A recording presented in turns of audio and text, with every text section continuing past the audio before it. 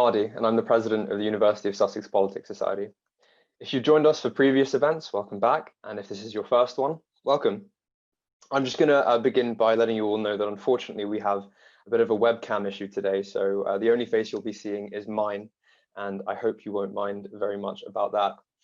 So today's event is co-hosted by the Sussex Christian Union, and I'll speak a little bit more about them later, but a very big thank you to them and to Bradley Stewart James for helping set up this feed. Our guest today is remarkable in many ways. He's been an academic at both Oxford and Cambridge. He was the Bishop of Monmouth, then the Bishop of Wales. He's the acclaimed author of at least 48 works and an accomplished linguist, speaking or reading over 10 different languages. Throughout his career, he's been outspoken on issues such as homosexuality within the church, the ordination of women, climate change, the market state, and Sharia law. He's now a crossbencher in the House of Lords, a widely respected figure on both social and moral issues. To me personally, he's been an inspirational figure and a fierce advocate of patience and of peace. He's been described as the kind of archbishop that comes around once every few centuries, indeed one of history's great archbishops, and we are delighted to have him here today, the 104th Archbishop of Canterbury, Dr. Rowan Williams. Dr. Williams, welcome to the Politics Society. Thank you very much indeed, Muddy, and apologies to everybody for being invisible. I'll do my best to convey all the interesting facial expressions and gestures of my hands and my words, but I do apologize. Technology does let us down sometimes. That's all right, Dr. Williams. So let's just jump straight into it. I wanted to begin by speaking a little bit about your own theological upbringing, as it were. I wanted to ask initially a bit of a broad question, and that is, when did you realize that God was real? I can't quite remember a time when I didn't take that for granted. I grew up in a Christian family, a Presbyterian family in Wales. So part of my background is Welsh chapel life, with all the hymn singing that goes with that. And I suppose it was really in my teens that became something more than just Sunday observance, and really something that was, I was tempted to say taking over my life, but certainly becoming very vivid. And I was very fortunate in having people around who encouraged and nurtured and broadened that horizon. So probably yes, when I was around 14, it really clicked for me. Right. And in your career, I know for a lot of people that a spiritual upbringing and a journey towards religion can often come with some doubts. And did you find that that was ever the case for you? I can't remember a time when I doubted the reality of what I was praying to, who I was praying to. But I can certainly think of many times when I haven't been able to make any sense of it, where I've carried on in a bit of a cloud and felt I just don't know what all this means. I can't not do it, but it's not making a lot of sense, and I'm not sure how to talk about it. And I think that is something that is just part of the journey of faith. You don't wake up every morning with bland, transparent certainty about everything. You have a practice of putting yourself in the presence of God, praying, opening up, and trusting that it'll carry you through and that things will fall into place, even if they don't do it very quickly. So yes, moments of uncertainty at that level, but not really a moment when I thought, oh, the whole thing's rubbish. And so in that upbringing, in that journey, you've said that there are a lot of different influences in that journey. You've Donald McKinnon, Vladimir Lossky, Henry de Lubac, Gillian Rose. Do you think there was any one figure in particular that you feel had the greatest influence on you? Well, I've sometimes said that it was probably the vicar of my home church in Swansea when I was growing up, because he was somebody who conveyed the idea that being a person of faith and being a Christian in this particular tradition actually gave you a lot of resource for understanding and getting inside things, and had a lot of room for different kinds of human experience. He was somebody who was passionate about literature, passionate about politics, as well as he was passionate about church. And I think growing up with somebody like that in a position of influence, you feel there's room to grow. I never felt that my identity as a Christian was kind of restrictive. On the contrary, it seemed to open up horizons all over the place. So I think I wouldn't have wanted to study theology in the way I did, or indeed to do many other things, if it hadn't been for that one very powerful and very benign and very inspiring personality around me when I was a teenager. Right. So you talk about growth. Do you think that spiritual growth is something that stops at a certain point? Because I think you perhaps should be forgiven for saying that it does, given that you've reached the pinnacle of the Church of England. Do you still find yourself growing in that sense, as you talked about? I think one of the things you learn if you're at the pinnacle of the Church of England is that you're rapidly regressing in your spiritual maturity. The difficulties, the temptations, the ability to get things wrong are magnified in a way. But no, it never stops. It absolutely never stops. And it doesn't stop because if God is what we say God is, then you never come to the end of God. You never get to a point where there's a static relationship. You can say, okay, I've done God now. I know what I'm in for. And that's it. I understand it. You're always feeling a way forward. It's a bit like, if you think of a musician who's spent the whole of their life, let's say, as an example I often use, but a cellist who's playing the Bach cello suites for the 61st time, and will still be saying, I haven't got to the bottom of this yet. I'm still practicing. I'm still learning. That's a little bit what I feel like about the life of faith. And if I were to meet somebody who said, well, I think I've done enough spiritual growing, I would say, as politely as I could, think again, friend. Right. Thank you for that. So just before I move on to my next question, one thing I forgot to mention was that to all of the audience members that are watching this, this is a discussion between myself and Dr. Williams, but then there's also going to be a Q&A aspect of it. So if you do have any questions right now, or any questions that you think of over the course of this event, do put them in the comment section of the Facebook feed. I'll have a look at them and I'll pick a few, and then you can try and have your questions answered.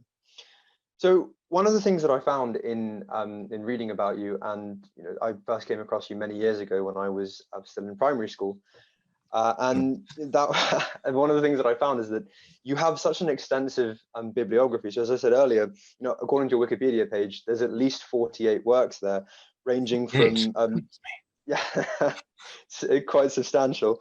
So ranging from treatises on St. Augustine and on Christian living, to poetry, to Marx, and even the Chronicles of Narnia, which I found very entertaining.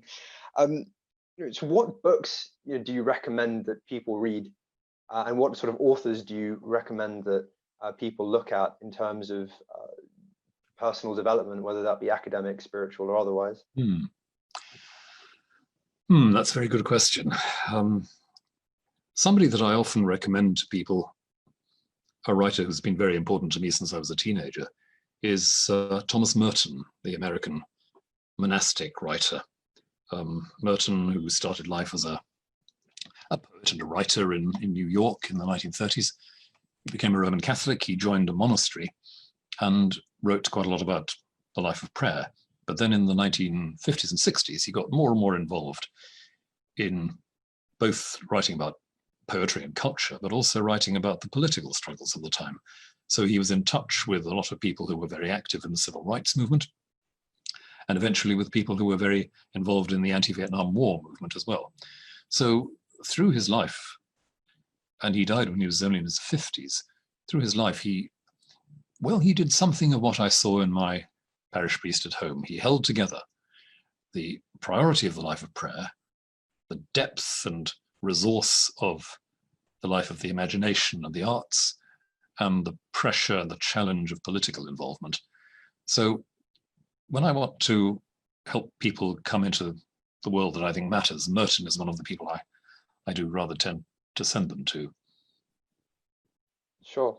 One also that I have come across that you've spoken quite a bit about is Dostoevsky, and Yeah. so much so that you learnt Russian in order to be able to read his works in the original language they were written in. What is it about Dostoevsky that appeals to you so much? I'd go back here to some of what I was saying about my experience as a teenager, the idea that a really vital faith can cope with whatever's thrown at it.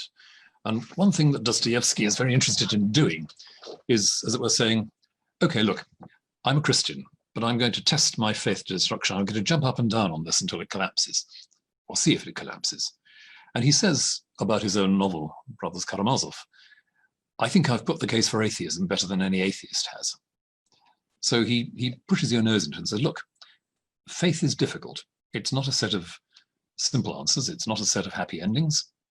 It has to cope with the fact that this is a world where cruelty, injustice happens, where children are abused, where nightmares are around every corner. And to be a person of faith in this sort of world is not to have a sort of cop-out saying, well, we can rely on God to sort it out. On the contrary, it's a summons to take responsibility for living in a world like this and ask, well, if this is the kind of world we're in, stop the theoretical questions. What is my motivation for trying to make this world more humane, more just, more bearable? And I think that's how Dostoevsky approaches it. Not that there's a God to whom you can refer all the difficult questions, but that there's a God who, if you like, pushes you into deeper involvement, deeper recognition of how appalling suffering and injustice are, and your own complicity in that, and your own responsibility to respond to it. So I think that's what attracted me, as well as the fact that they are just brilliant novels. They're extraordinary novels. And they're a lot funnier than some people think as well. People think of Dostoevsky as a great gloom monger, but actually he's a great satirist. He satirizes a lot of fashionable political movements of the 19th century, both left and right, and ends up with this, yes, almost inexplicable position, but something very, very profound, very durable. As he says, if I sing Hosanna, it's because I've been through the crucible of doubts. Well, you're no stranger to fiction yourself. You wrote a play, I believe in 2015, called Shakeshaft, where William Shakespeare was one of your fictional characters. Yes, that's true. Yes, I was fascinated by one of the theories that surround about Shakespeare as a young man, which is that he spent a couple of years as a tutor in a Catholic household in the north of England. And looking at the dates and looking at the personalities, I thought, well, if that's true, and it's a huge if, most scholars think it's not a very plausible theory, but if it's true, he was living in this household in Lancashire at the same time as a very distinguished and very famous Jesuit missionary called Edmund Campion, who was trying in secret to bring people back to Catholicism in England at the time, and who eventually was executed as a martyr. And I thought, well, what would a great imaginative mind and a great spiritual presence have had to say to each other? Shakespeare would have been very, very young. So the challenge was, how could I think about a young man who's beginning to be William Shakespeare and who's come from a Catholic background but isn't very confident about it? Campion wants to recruit him as a Catholic priest and missionary. Shakespeare's holding back. And I sort of put all that into the pot and stirred it a bit and heated it up. It has been performed a couple of times and people haven't actually thrown cabbages at the stage, so maybe there's something in it. I think that's generally a pretty good measure of success. It's a start. But you actually yourself have been subject to, I don't know if it's satirization, but fictionalization. Ooh. You appeared as a character in The Vicar of Dibley. And I mentioned that and I asked that question because can you tell me a little bit about your thoughts about the depiction of the church in the media in the 21st century? Because it's interesting to me as a Muslim, when I see my own faith, it really is not depicted very often. And, perhaps that is for a number of reasons, but it seems that it is, fully okay and acceptable and often sometimes encouraged that you have depictions of Christianity and shows that address Christianity and religion in a number of different ways. What are some of your thoughts on that? Big question, that. There are two things going on, I think, in a lot of the presentations of Christianity in the media. I'll stick to that for a moment, not religion in general. But with Christianity, especially with the Church of England, on the one hand, the Church of England is still, for at least a fair number of people, the most familiar Christian presence. It's the one people know is down the road. They know what a vicar is. And because it's so familiar, it's a bit stale, it's sometimes a bit comical. And the stereotype, which goes a long way back in English literature, never mind media depictions, the stereotype is well-meaning, ineffectual, indecisive, and yes, a bit of an idiot. That's the average Anglican vicar. That's why the Vicar of Dibley was quite an interesting counter take on that, but also that remarkable series Rev with Tom Hollander in it a few years ago, where you did see something of the grittiness of ministry in a poor East London parish. So that's the one side. The other side, of course, is that in a rather secular age, most forms of religion are seen as repressive or hostile to humane values. And so the other stereotype is the priest, the vicar, as bigoted, as narrow, as repressive. And yeah, I think the stereotypes shuttle between those two extremes. Occasionally, as with that Rev series, you see something that's a little bit more recognizable to those of us in the business. I think it's very difficult to get inside, if you're coming at it from a secular point of view, really difficult to get inside the motivation of religious people. And that's a big imaginative challenge. I'm not saying it's impossible, but when I looked at Tom Hollander playing Adam Smallbone in Rev, I thought, well, I'm not sure this is written by anybody who's got any personal belief, but they really have tried to imagine themselves into the motivation of somebody. What makes them tick? What do they think they're accountable to? What do they think they've got to live up to? How do they cope with their failures? You know, it was three-dimensional, and perhaps that's really the challenge. And I guess looking at the depiction of other faiths, the challenge of putting a three-dimensional believer in front of you. So you'll know better than anybody the stereotypes that the Islamic faith attracts, the stereotypes of Muslims in media, and you'll know that that's at best a two-dimensional version. And I think what I'd ask is not a universally sympathetic portrayal, but just a slightly more three-dimensional one sometimes. Imagine that's a real human being for once. Of course. So talking about the business a little bit, your business. So one thing that seems to be quite clear is that over the course of your career, you've gained this reputation, I think rightly, of being someone who can make the teachings of the church accessible to all. But you know, that notwithstanding, at the time of your enthronement as Archbishop of Canterbury, there was discontent throughout the Anglican Communion on a couple of different issues that you've been outspoken on, such as homosexuality and ordination of women, which I'll touch on in just a little bit. Yep. But you know, you aren't a politician in the literal sense, but yet you find yourself in a position where you're presiding over a number of different, perhaps factions is a strong word, but groups with opposing views, and immediately there definitely can be drawn parallels to politicians and political situations. So how, you know, what was that like? That must have been a unique and difficult challenge. Yes, it was very, very difficult indeed. And looking back at the Brexit debates and looking at Theresa May, I thought, yeah, I sort of understand the place she's in here, because there are some rather irreconcilable things going on and irreconcilable personalities around. And it is just a thankless task trying to keep people at the table. And I put it like that because I don't see it as trying all the time to produce a consensus, let alone a unanimous vote for one side rather than another. But to use a phrase that my successors used quite often, how do we disagree well? How do we disagree in a way that's creative rather than destructive? Because if you're coming at an issue from two very different angles, it's often very hard to say and to believe that the other person might have something which would enrich or enlarge your understanding, your perspective.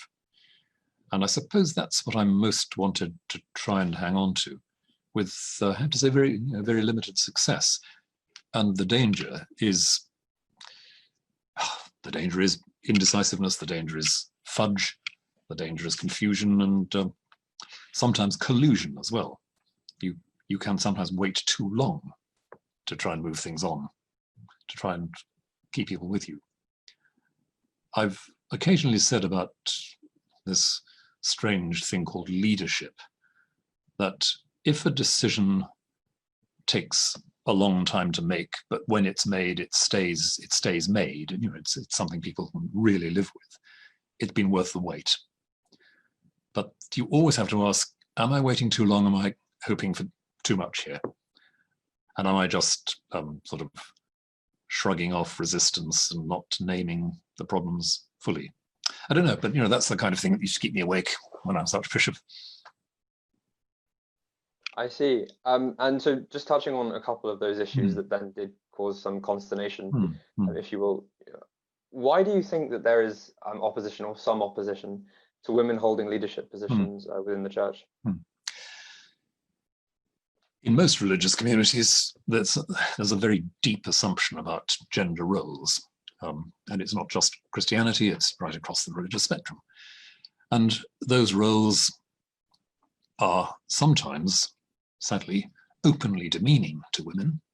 Sometimes they're just a bit sort of stuck. Women have this set of responsibilities, men have this set of responsibilities. Women have this set of gifts, men have this set of gifts. But that's increasingly a long way from the realities that three-dimensional people experience. And I think the rising tide of pressure on this issue has come from the recognition that there's been a gap between the actual lived experience of a lot of our own contemporaries and the inherited gender roles that have been taken for granted. And it's happened quite quickly over a few decades, and perhaps part of the animus, part of the intensity of feeling about it, has something to do with the fact that it has moved quite quickly. That people of my age, say, grew up in a world where the assumptions of gender roles were still pretty fixed. 50s, 60s, even 70s. You begin to get the broader impact of feminism in the 70s. And then, of course, it gets into every area of society, every kind of association, including the church. So, yeah, it's a complicated picture. I'm surprised and delighted that in the Church of England, we've moved as rapidly as we have in the last 10 years to the appointment of several women as bishops, quite a significant number. I would also have to say that under the surface, there remains quite a lot of hidden inequality, hidden prejudice, and as in other areas like race, that takes quite a while to work through. Well, touching on race, and also, so the University of Sussex is in Brighton, which is, I'm sure you'll be familiar, is a very liberal city within the UK, perhaps the most so. And so there generally tends to be a shift, it seems, towards liberalism as decades pass. In all walks of society, you find that the case, especially in developing nations at the moment, with these attitudes. And so, touching on the final topic that you just mentioned, that being race. Race seems to be race and gender equality. Those social issues, they have certainly come to the forefront of our discussion, both privately and publicly, through many different facets. And I think that can be summarized quite nicely well, maybe not nicely, but it can be summarized in the resurgence, if you will, of the Black Lives Matter movement as a result of the murder of George Floyd. Yes. And one function of, as well as just getting your thoughts on that in just a moment, I have another aspect of this question that I'd like to ask you about, and it may sound a bit weird, but I'll explain it, and that is of Black Jesus. And so one of the functions of this movement has been to decolonize school curriculums, healthcare, history, science, sociology, a wide variety of different areas. And so some critics, some commentators have talked now about the fact that in the late 19th century, theories began to emerge of Christ being of the Aryan race, which seemed like a bid to dissociate him from Judaism, as anti-Semitism was rising. And in my own lifetime, I've only ever encountered Jesus as a white man. And, so in these last few years, there's, I think, definitely been a discussion about this kind of ethnocentric depiction of Christ. And is there a need to decolonize the church? And if you could give some of your thoughts on the Black Lives Matter movement as well, that'd be great. The short answer to the question about decolonizing the church is yes. The problem is when people use that word decolonizing, a whole army of commentators seem to panic very rapidly and say, "Oh, this is tearing up our history. This is Western civilization crumbling before the onslaught of a new set of barbarians."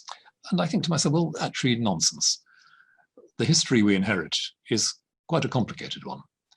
It's one in which, as you would expect, we white Westerners have done some good things and quite a lot of bad things.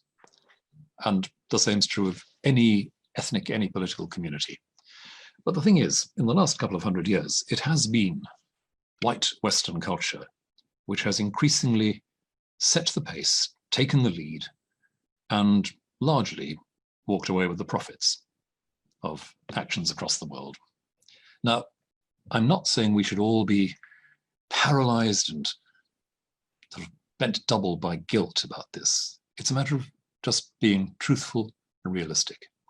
Yep, we have inherited a story in which our forebears did some things we now regard as deeply destructive and deeply unjust. Get used to it, face it.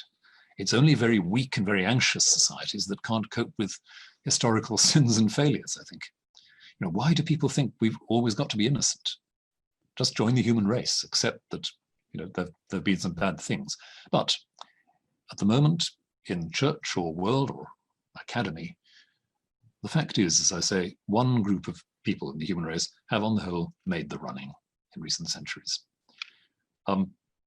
It's time to name that fact, to weigh the cost to the rest of the human race and ask, so what do we do to rectify the balance a bit? It's rather like the way it's come across in our own academic environment here in Cambridge, where in our college, we've just set up a working group to look at the ways in which, as I think I put it in the brief I wrote for them, this is our problem, not just a problem. And it shows itself, of course, in the fact that most of the portraits you'll see around will be of white Westerners, that a lot of the curriculum will be slanted towards not just Europe, but a particular reading of Europe's history. And my sense is nobody's asking for all that to be torn up or torn down. They're asking for an intelligent response that says, yep, that's not the whole story, and we need to know more. So, coming to Black Lives Matter, what people are saying as I hear it there is, it's time we all knew more. Not less, but more. Time to put some of our history into a bigger perspective. Time to be a bit more truthful about its cost and who pays for the cost. And time to hear the voices of people who will, even now, even in very accepting and inclusive environments, even now, will say, I'm not sure if I'm allowed to say this. A colleague of mine, whom I very, very much respect, said a couple of weeks ago in a discussion of this to her white colleagues, you have no idea how exhausting it is being a black person in this society. You get up in the morning knowing for a certainty that before you arrive at work, you will have encountered some sort of demeaning or diminishing or challenging behavior from somebody.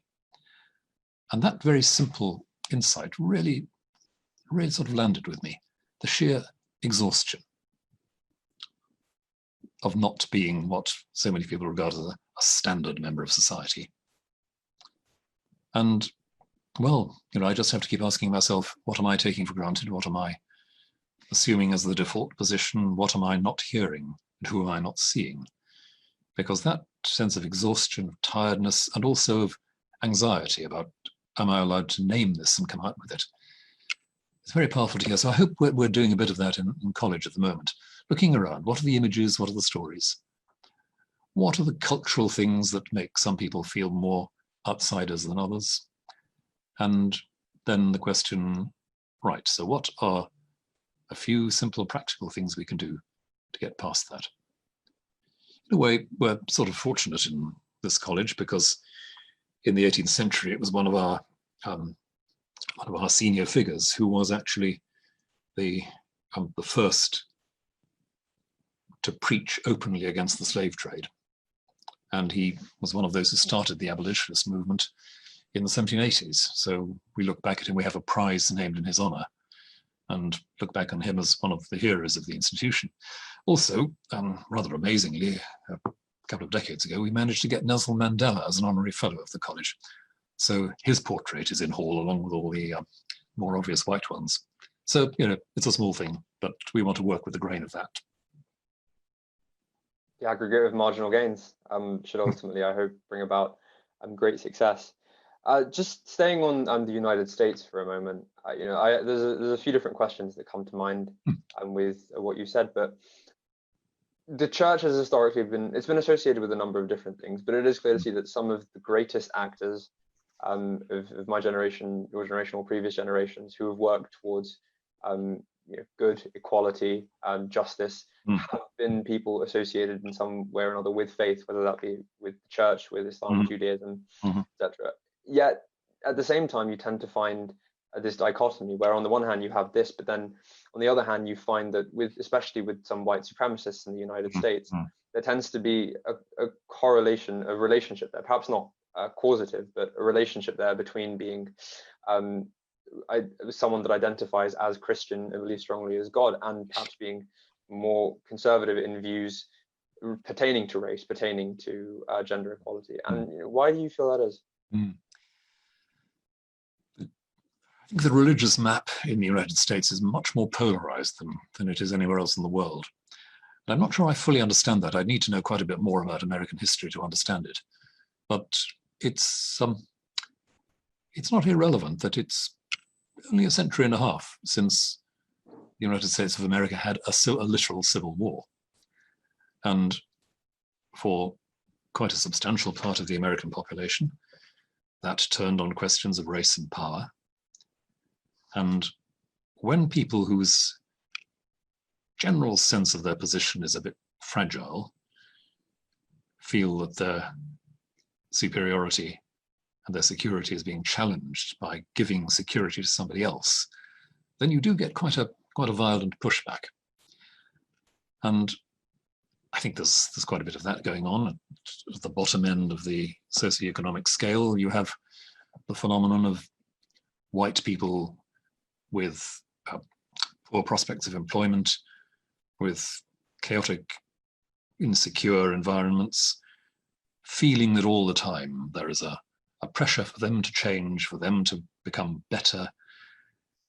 And they don't like it, understandably. And it can be dumped on the liberal elite, it can be dumped on Jewish people, on migrants, and of course on Afro-Americans. You're looking for somebody to blame for the pressure you feel. And sadly, Christian communities in the States are not exempt from that, and some bits of the history of American Christianity sadly feed into that. A sense of what you might call a right to certainty, which goes with the American variety of fundamentalist Christianity. We have a right to be sure. The Bible, cut off from a lot of its traditions of interpretation and use, the Bible becomes a way of giving you that security, that certainty you've got a right to. And so it's, you might say, weaponized in the struggle by a lot of people. And coming back to a point you raised earlier, and the Black Jesus. I'm not sure it helps very much to say Jesus was black, because he wasn't an African-American or Afro-Caribbean, but he wasn't a white European. He was a Middle Eastern Jew. He grew up in an entirely Jewish environment under military occupation by an empire. So he has something in common with people who've been at the raw end of power and dispossession and all the rest of it.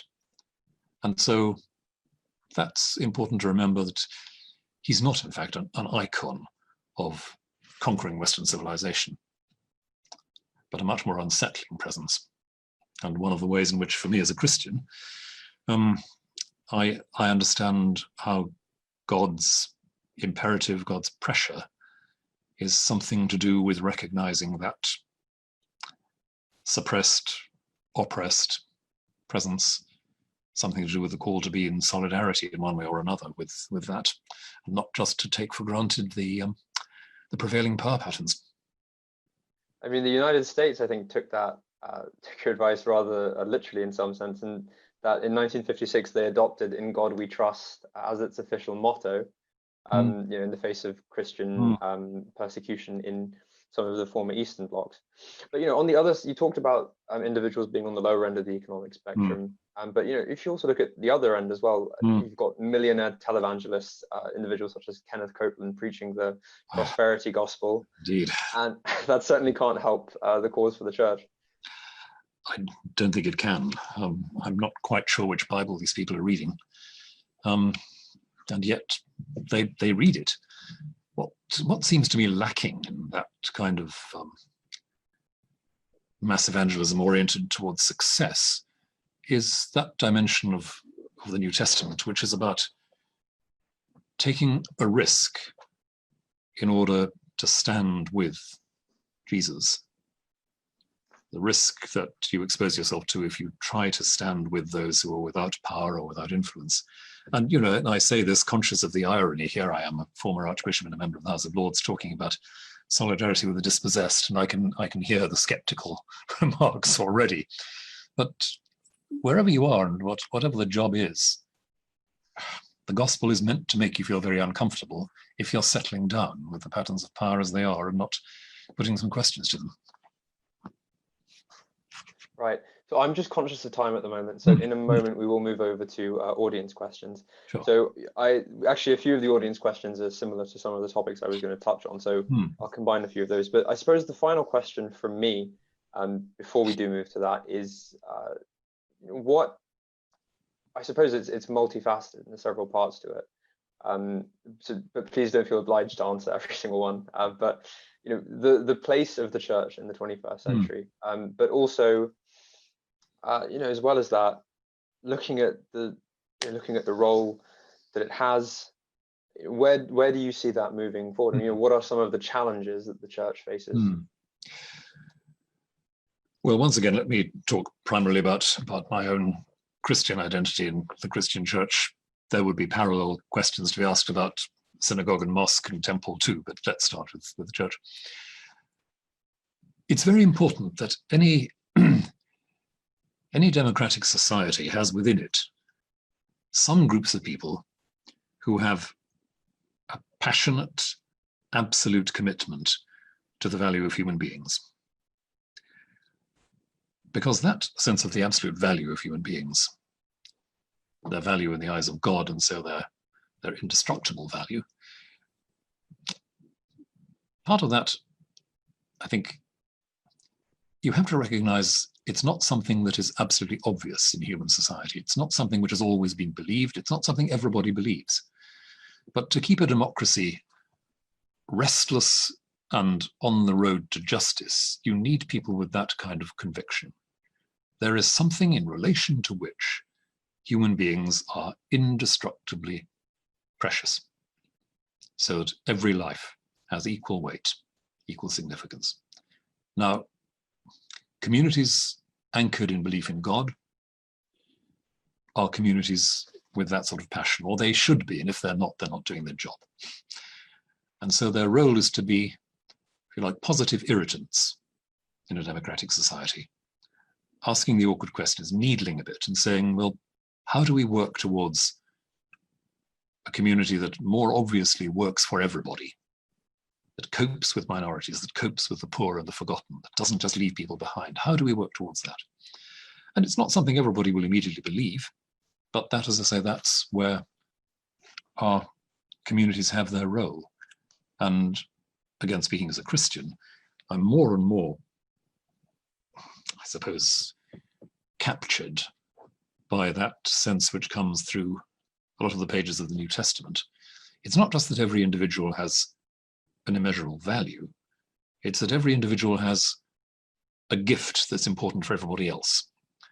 And real liberation is liberating that gift, the ability to give, the ability to act, to make a difference, and so to serve the other. And there's the paradox. We seek that people be set free so that they may serve one another, not be slaves to one another, but to nourish, to cherish, to nurture people into life. And that picture of mutual nurture, mutual service, that's really embedded in the Christian vision, as in other religious visions, but very much in the New Testament language of the church as a body, where every organ has its place and its contribution and makes all the others alive together.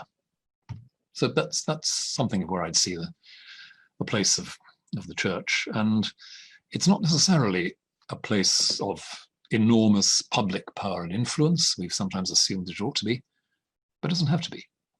It can be people of integrity and commitment who don't have very much public leverage, but are willing to be there taking a stand for that universal value of human beings created in the image of God.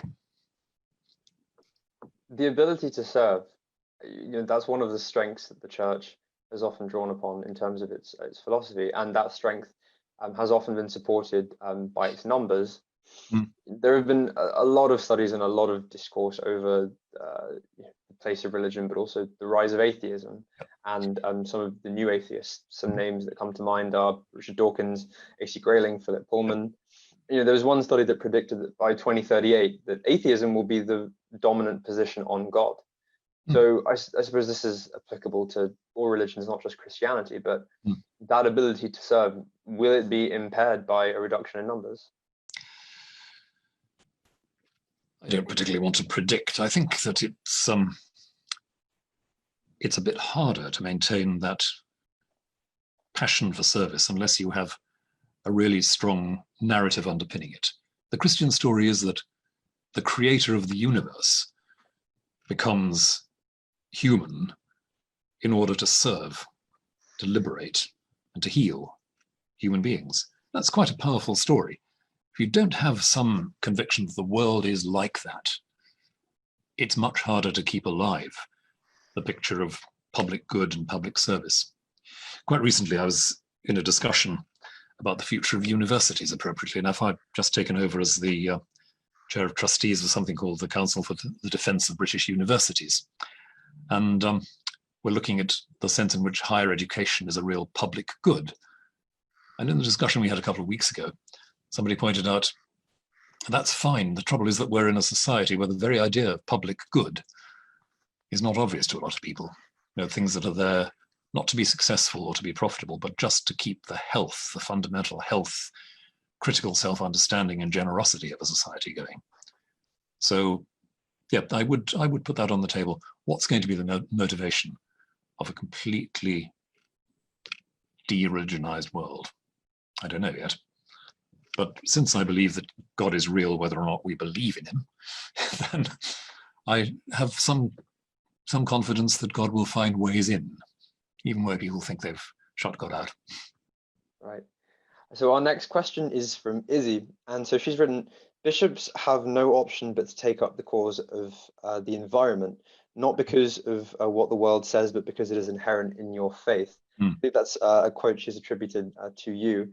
So, could you talk a little bit about your views on climate change? I know that you have been associated with Extinction Rebellion and have been a signatory to a number of open letters of the matter. So, how do you feel about where we stand at the moment in regards to the climate change?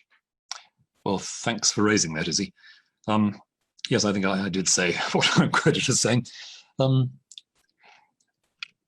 It seems to me that human beings are, in the perspective of our faith, created in the image of a God who cares for the environment that he's made. When we read in the book of Genesis that God saw what he had made and it was very good, and when he then gives to human beings the task of looking after that world, we assume that, yes, the world is good. It needs to be delighted in, it needs to be contemplated, wondered at, and cared for, because it's good. It comes from God. To regard it just as a kind of supermarket shelf for our convenience is a sort of blasphemy. And 97% of our consumer habits shift towards that picture of the world as a supermarket shelf. That's why I think it's fundamental to being a person of faith to care for an environment which we believe carries the energy and the meaning and the light and the wisdom of God within it. Right. Thank you, Dr. Williams. So we have a couple of questions here on marriage and divorce, so I'll just combine the two together. The first one asks, what is your opinion on divorce?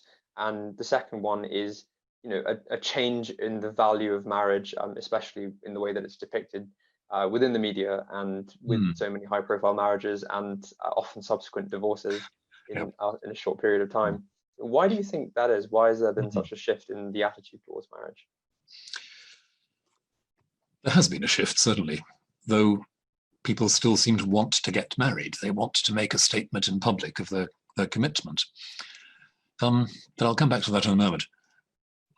I suppose the good side of it is that in a society like that of our great-grandparents, on the whole, there was a bit of an assumption that if you made a wrong choice about marriage, and especially if you were a woman, actually you just had to put up with it. There were no options. And that created suffering and abuse at many levels. I think it's understandable enough that the first wave of very strongly focused feminism included a critique of a lot of the practices of marriage as we understand them. So that's, if you like, the positive, if you want to look for a positive. The negative is that it's very easy for that to slip over into, oh, this relationship isn't suiting me. It's not meeting my needs. And so time for me to move on. And if you try and think a bit harder about marriage, and certainly for me, if you think about it more in terms of what the biblical texts have to say, then meeting my needs is not the whole story here. This is a relationship in which, precisely because we give it time, we say this is a lifelong commitment, we say, okay, I'm prepared to be changed. I'm prepared to grow. I'm prepared to put up with tough times as well as satisfying times, because something has brought us together so that we spouses will make each other more human. And of course, if you're a believer, more Christian in the long run.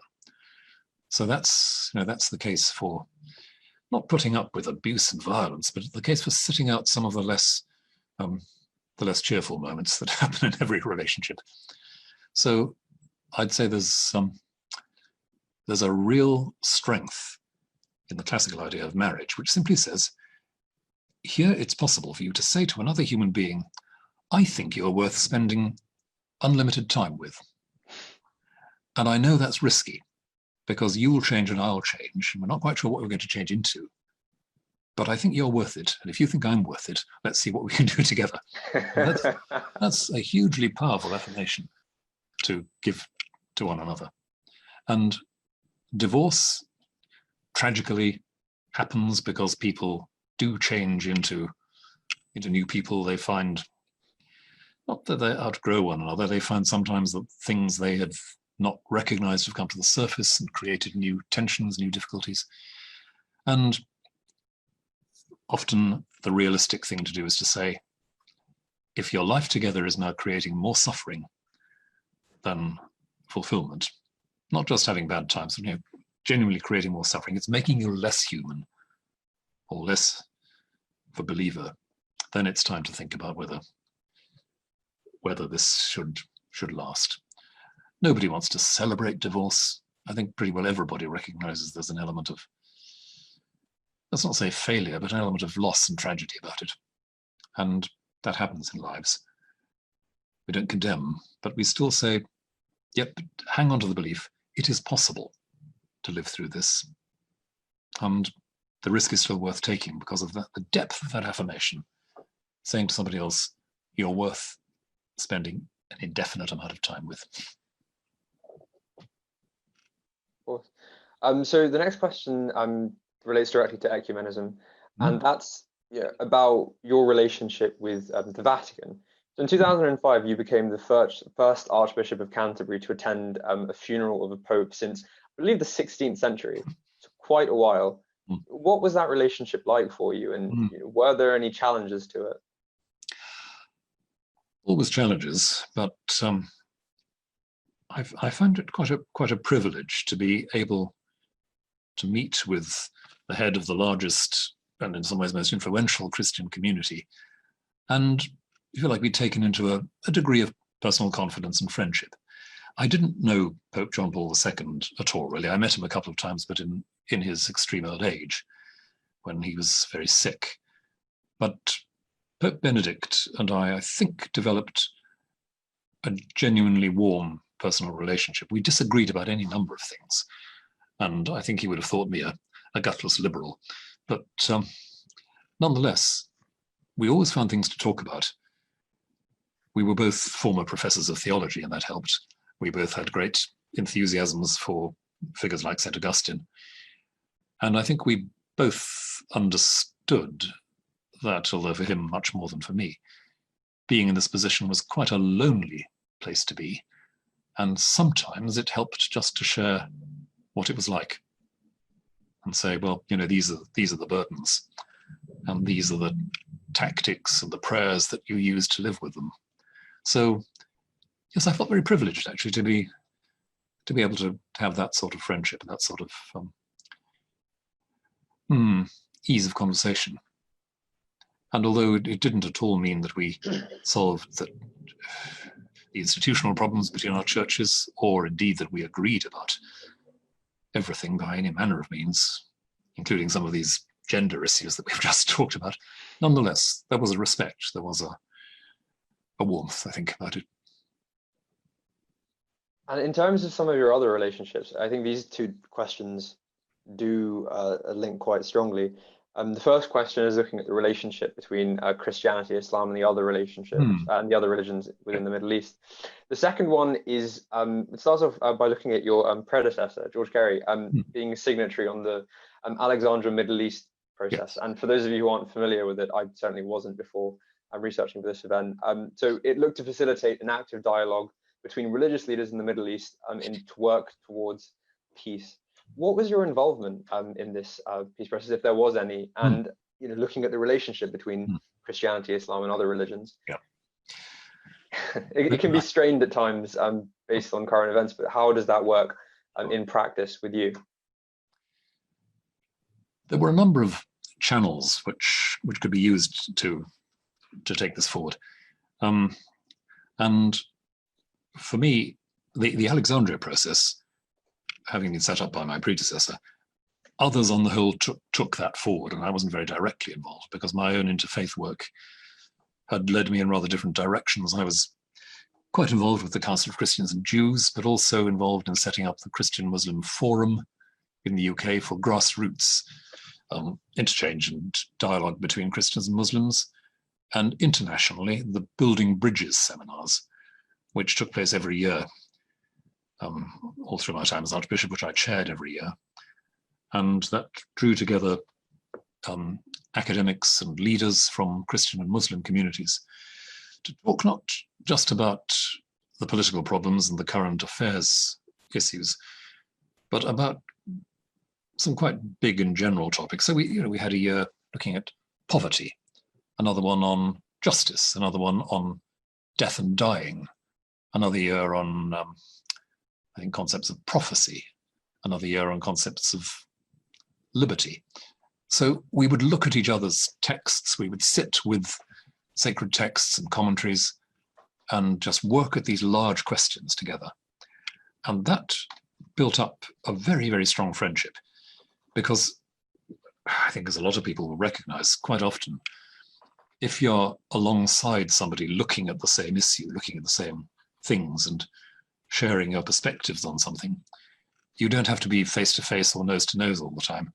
And you may have a stronger sense of a common agenda, a common world, rather than a battle that has to be fought. So that was for me a big thing. It taught me that one of the greatest privileges you can have in interfaith encounter is watching somebody else working with their sacred text, engaging in their sacred practices, whether it's watching as I have done, a very traditionally minded Sephardic rabbi in Jerusalem talking about the Hebrew Bible with all the resources of his tradition at his fingertips, and think, gosh, this is wonderful. What a sea to swim in. Or whether it's listening to, as I have done, a young Bosnian Muslim talking about the struggles of making sense of an Islamic identity within Europe, as a practicing, faithful, prayerful person. These are great gifts. And just as I think it's a strong society that is able to confront its failings, so it's a strong faith that's able to sit with its rivals, with the people who disagree, who see the world quite differently. And to build relationships, to build friendship and trust in that context is, for me, building strength, not compromising or weakening. Right. I'm conscious of time, so I do have just a couple more questions. Okay. I'd like to ask, and then we'll leave it at that. So my next question is, actually, I think I'll go with this one. I think it's a concept familiar to just about everybody that did religious studies at GCSE, especially so at A-level. And that is one of the criticisms towards religion, or at least the existence of God. And one of the answers that you gave earlier about how we view God, our interaction with him, and sort of not what we should use him as, but what purpose God serves for us, I think addressed this somewhat. And that is, of course, the problem of evil. Yes. So the idea that if God is all knowing, if God is all powerful, and if God is all loving, then why is there suffering and why is there evil? Yes. Not really a question for the last minute and a half, but I'll do what I can. Everybody who engages with this, I think, ends up frustrated. It's not as if there's a quick theoretical answer. There is a theoretical point that needs to be borne in mind, which is that in a world like ours, a world that unfolds in time, a world where choices are made, where different sequences of cause and effect run off, there are going to be the possibilities of collision and accident and people getting caught up in the works of a universe that has regularities to it. Or to put it a bit more simply, if you are in a certain place underneath a building where there's construction going on and a brick falls from the top, if you are underneath it, then the law of gravity means it will fall on your head. That's the world we're in. And a world of cause and effect is one where some degree of risk seems unavoidable. If God has made that kind of world, and it's hard to think what other kind of world there could be, if God has made that kind of world, then there's a risk built in. But that, of course, is a theoretical point, which doesn't cut any ice, quite rightly, with people who are faced with the decision of whether to turn off a life support machine for their 7-year-old daughter. And at that level, I think I can only point to the number of people who are not stupid or shallow people who say, I'm not expecting God to do any magic here and stop the difficult decisions or stop the tragic endings. I rely on God to give me the hope that the story is not over, that I can make some meaningful actions, that God doesn't stop being active, even in a life that has ended tragically, that God holds on to that and holds on to me. Now, I can't turn that into a theory. I can tell you stories of people who live that way. And I can say simply that the stories of the people who live that way are the stories that keep me going and make it possible for me not to be completely thrown off by the obvious challenge it poses. I think that's a fantastic answer to end it on. Thank you very much, Dr. Williams, for joining us today.